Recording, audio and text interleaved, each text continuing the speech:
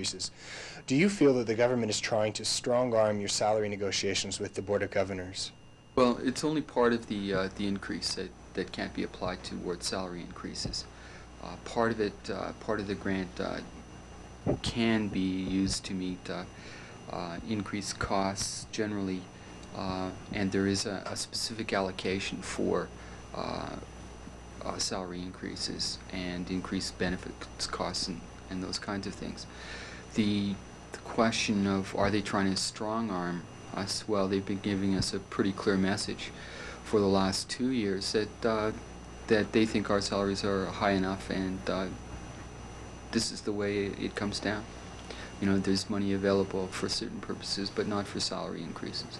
Do you feel the government is taking a strong stance like the BC government did with respect to university staff salaries? Not nearly as strong.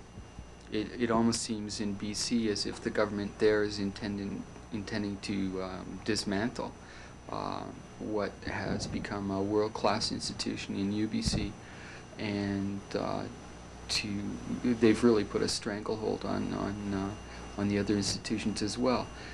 The Alberta government, I think, has been wise enough not to follow that short-sighted and idiotic kind of approach, but the buzzword is restraint. We've tried to indicate that the way they're acting on that policy with respect to universities is damaging not just to faculty and staff who work here, but is damaging to the institution as well, and to students who are served by the institution. Talking to some professors, I have gathered that a lot of them are dissatisfied, and some have even told me that if they don't get a salary increase in the nearest future, that they will be forced to go to other institutions. Do you get that same sort of feeling from your members? Yeah, very much so. There's, I think, an illusion in Alberta that because salaries are high, and they are high compared to other Canadian salaries, that should be enough to keep people. But in actual fact, top flight scholars, top scientists are attracted here because of salary, and also because of the character of the research establishments that have been built up here. But there's still a market for those guys. Certainly, I expect to see some departures from some of our best staff.